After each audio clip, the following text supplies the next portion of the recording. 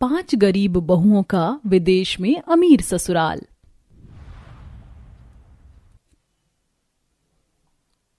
आखिरकार हम सबका बरसों का हवाई जहाज में बैठने का सपना आज सच हो गया ना।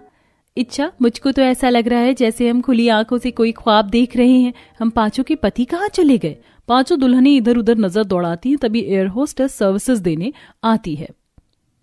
Ma'am, would you like to have juice, water और कॉफी? क्षमा कीजिएगा, मगर हमें अंग्रेजी नहीं आती है, हमें कुछ नहीं चाहिए, शुक्रिया। ओके मैम, कृपया अपनी सीट की पेटी बांध लीजिए, हवाई जहाज उड़ान भरने को है। आपकी यात्रा मंगलमय हो। अगले ही पल प्लेन उड़ान भरती और बादलों के बीच से होते हुए कुछ घंटों में पांचों बहुएं 7 समंदर पार अपने विदेशी ससुराल में कदम रखती हैं, जो कि पूरी तरह रॉयल पैलेस था और अंग्रेज नौकर चाकर उनके स्वागत के लिए खड़े थे। Welcome to the America madam. आप पांचों बहुओं का आपके ससुराल में बहुत स्वागत है। जहां पांचों अपना स्टैंडर्ड विदेशी ससुराल देखकर हक्की बक्की थी, वहीं अंग्रेज नौकर को इतनी अच्छी हिंदी बोलते देखकर पांचों खुश भी थी। भगवान जी, ये सच है या मेरी आंखों का धोखा है? क्या वाकई मुझे और मेरी गरीब बहनों को विदेश में इतना शानो शौकत ससुराल मिल गया है, जहां हर लड़कियां विदेशी ससुराल पाने के दिन रात सपने देखती हैं?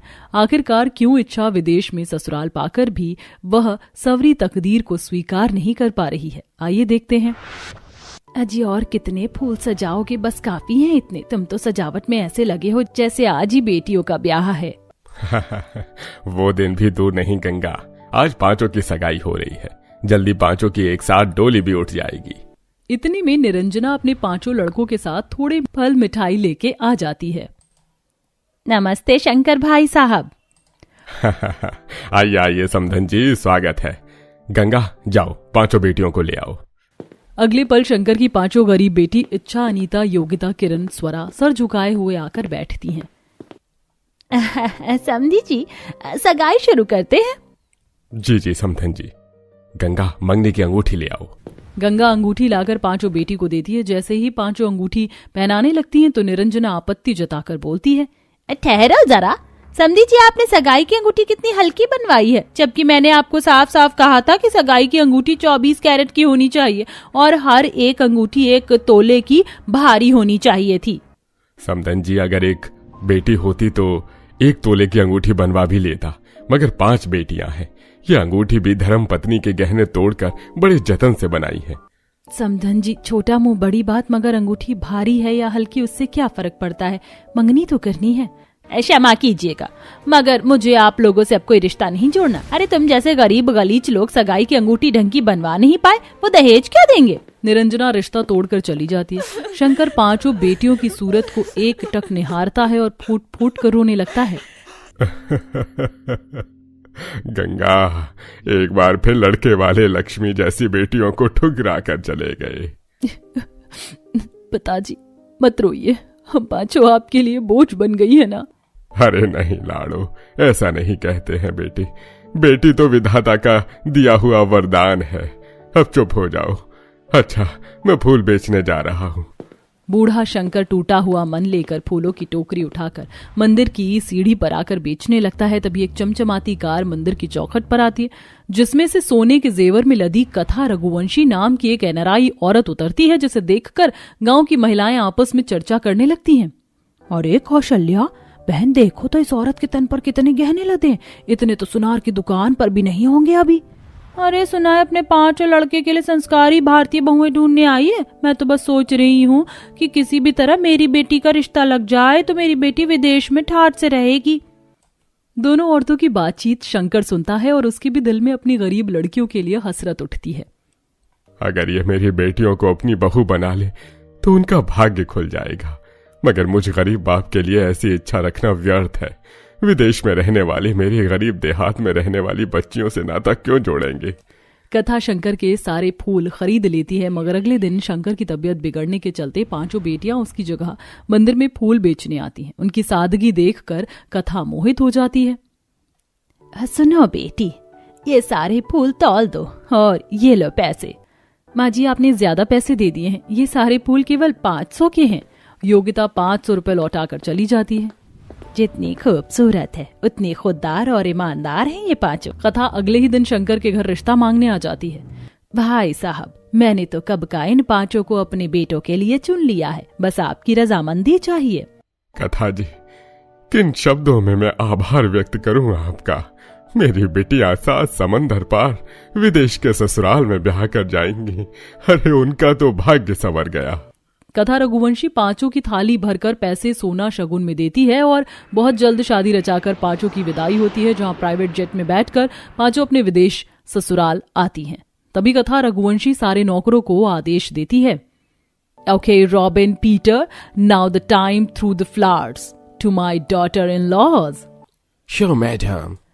पांचों बहुएं जैसे जैसे कदम बढ़ाती हैं, नौकर चाकर उन पर खूब भर भर कर फूल बरसाते हैं। वहीं ससुराल के दरवाजे पर वेस्टर्न ड्रेस और भूरे बालों में उनकी इकलौती नंद कनक फूलों का बुके लिए खड़ी थी। Welcome to the America, to my all the lovely bhabhis, this is for you. अपनी ननद के अंग्रेजी में स्वागत का जवाब पांचों हिंदी में देती हैं। इस गुलदस्ते के लिए बहुत बहुत धन्यवाद ननद जी। मॉम, क्या भाभी को इंग्लिश नहीं आती है? Why she is speaking in the language? वाह सासू माँ, हमारी ननद तो एकदम अंग्रेजन के जैसी लग रही हैं और कितनी भर्राटेदार इंग्लिश बोलती हैं। वो इसलिए अनीता बहू, कनक केवल 6 महीने की थी जब हम लोग विदेश में सेटल हो गए थे। हाँ, मगर इसकी इंग्लिश जितनी फर्स्ट क्लास है, हिंदी लैंग्वेज उतनी टूटी फूटी है। वीर की बात पर सब हंस देती है और कथा पांचों का भारतीय रीति रिवाज से गृह प्रवेश करती है। बहुओं, तुम सब जाकर आराम कर लो, सफर की थक गई होगी। जी माँ जी। पांचों अपने अपने आलीशान बेडरूम में चली जाती हैं, जो कि काफी ज्यादा बड़ा और हर चीज सोने चांदी की थी, जिसे देखकर पांचों दंग थी। लगता है हमारे विदेशी ससुराल के अंदर सोने की खान मौजूद है। सोने का पलंग, अलमारी, मैंने तो ख्वाबों में भी कल्पना नहीं किया था। अब तो इन सब की आदत डाल लो अनीता, क्योंकि तुम NRI हो। इसी प्रकार पांचों बहू का पहला दिन निकल जाता है और अगले दिन पहली रसोई के लिए पांचों किचन में आती हैं, जहां बिजली के उपकरण देखकर परेशान हो जाती हैं। हे भगवान, हमारा विदेशी बावर्ची खाने में तो सब कुछ बिजली से चलने वाला है, हमें तो कुछ आता भी नहीं है, क्या बनाएंगे? तभी कथा किचन में आती है और पांचों को कश्मकश में देखकर समझ जाती है। डोंट वरी बहू, ये सब चलाना इतना मुश्किल नहीं, बस बटन दबाना है और सब हो जाएगा। कथा पांचों को प्यार से एक एक उपकरण इस्तेमाल करना सिखाती है। पांचों भारतीय व्यंजन बनाकर सबको परोसती हैं, जो कि सबको पसंद आता है। This food is so yummy, भाभी। मैंने आज तक कॉन्टिनेंटल फूड के सिवा इंडियन खाना ट्राई नहीं किया था, but this is so special. Kanak, इसी बात पर तुम्हें अपनी पांचों भाभियों को विदेश अच्छे से घुमाना है। Do you understand? Yeah, sure, mama. You will all get ready. Hurry up, भाभी। हम सब तैयार तो हैं ननद जी। भाभी, ये अमेरिका है, विदेश में वेस्टर्न ड्रेस का कल्चर है। साड़ी तो आपको परमानेंट वेयर करना है, बट आज कुछ डिफरेंट पहनिए। कनक पांचों को अपना वेस्टर्न ड्रेस पहनाती है और उनका मेकओवर करती है, जिसके बाद पांचों अपने विदेशी ससुराल के रंग में ढल जाते हैं और सब मिलकर घूमने जाते हैं, जहां विदेश की चमचमाती सड़क, ऊंची ऊंची कई मंजिलों वाली इमारतें देखती हैं, लिबर्टी ऑफ स्टैचू घूमती हैं। अरे बाप रे, कितनी बड़ी मूर्ति है, मैं तो सर उठाकर भी इसे पूरी तरह नहीं देख पा रही हूँ। हाँ, और विदेश में कितनी ऊंची ऊंची बिल्डिंग होती हैं, 1-2 मंजिल और बन जाए तो बादल को ही छू लेंगे। दिस इज टू फनी भाभी, वॉशिंगटन सिटी में इससे भी ज्यादा ऊंची बिल्डिंग है। चलिए थोड़ी शॉपिंग हो जाए। मगर शॉपिंग की क्या जरूरत है, हमारे पास कपड़े हैं तो। कर लो बहू, इसी बहाने विदेश का मॉल भी घूम लेना। ससुराल वालों की जिद से पांचों मॉल में आती हैं, जहां विदेशी वेशभूषा के लोग ज्यादातर थे। कहीं कपड़े, कहीं गोल्ड, कहीं राशन का सामान बिक रहा था और एक ड्रेस लाखों रुपए में थी। कथा पांचों को शॉपिंग करवाती है। सासू माँ, इतनी जरा सी ड्रेस पूरे 1 लाख रुपए की, इतने में तो हम पूरा बाजार खरीद कर ले आती, ये बहुत महंगा है। अरे योग्यता बहू, सस्ते महंगे की चिंता तुम मत करो, तुम लोग विदेशी संपत्ति वाले ससुराल की बहू हो, बस खुश रहो। बाकी तुम्हारी ख्वाहिश पूरी करना हमारा कर्तव्य है। अब चलो खाना खाते हैं, बहुत भूख लगी है।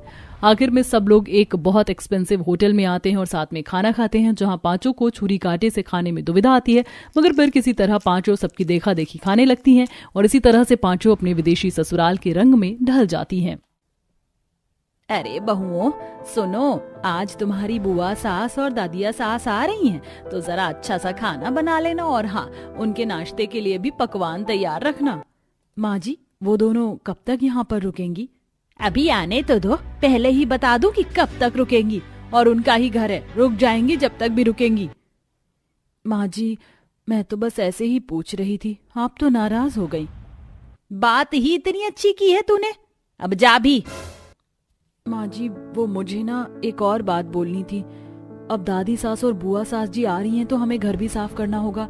तो आप एक काम कीजिए ना, मेघा से उनके नाश्ते के स्नैक्स बनवा दीजिए, बाकी काम हम दोनों बहुएं संभाल लेंगी।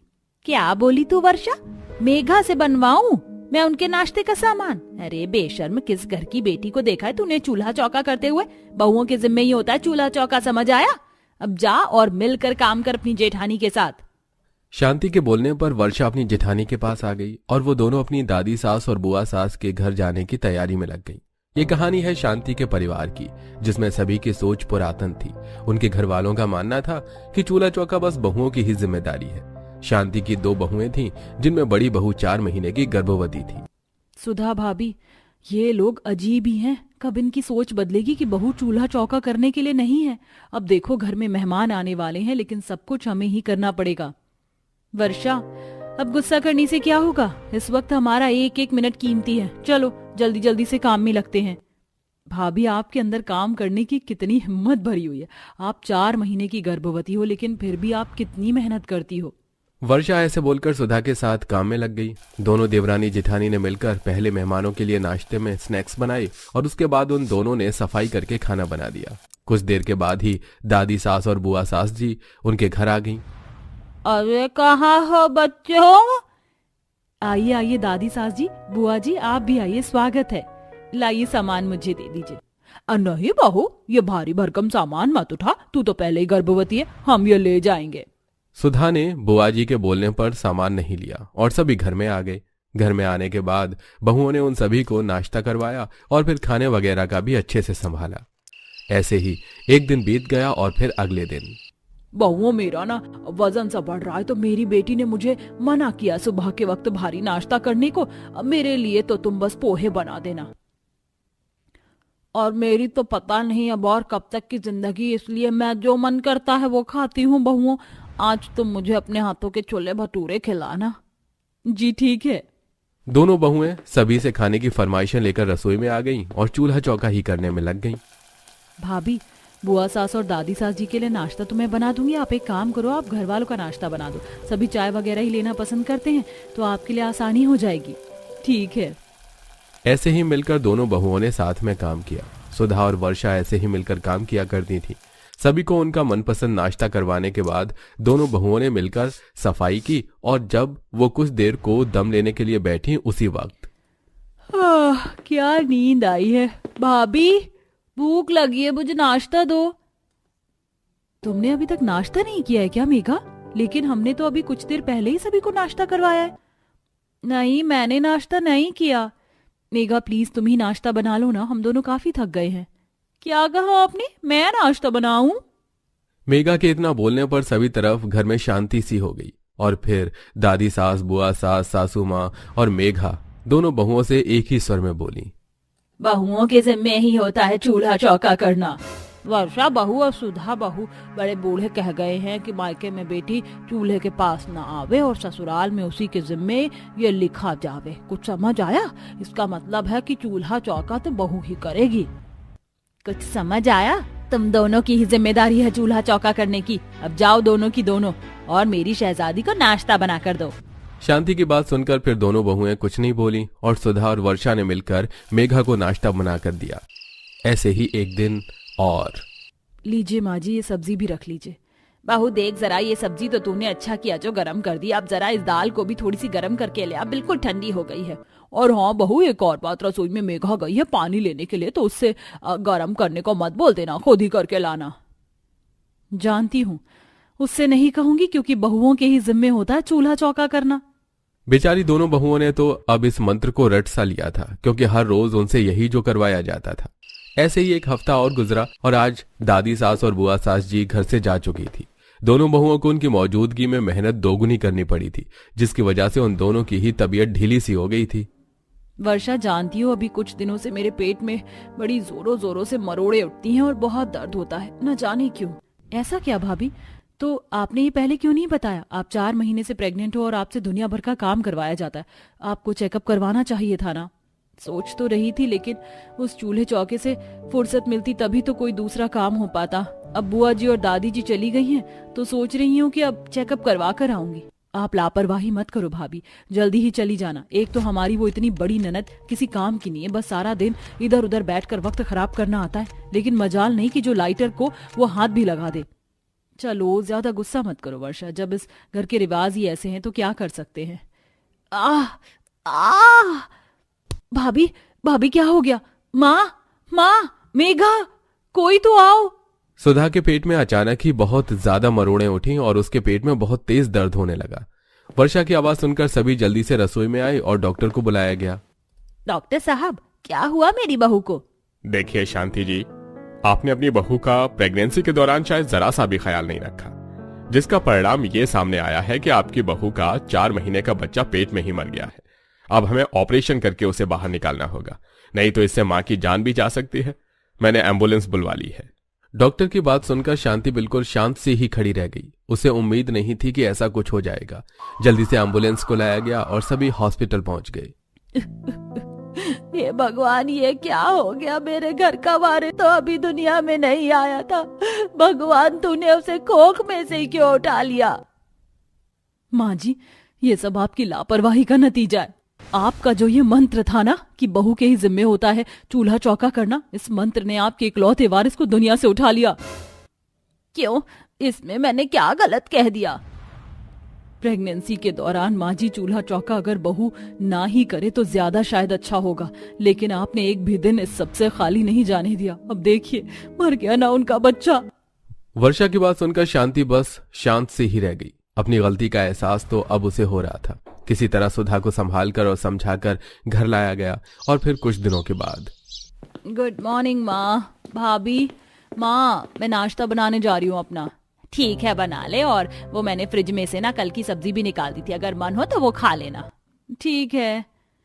अरे बहुओं, क्या कर रही हो? माँ जी, सफाई।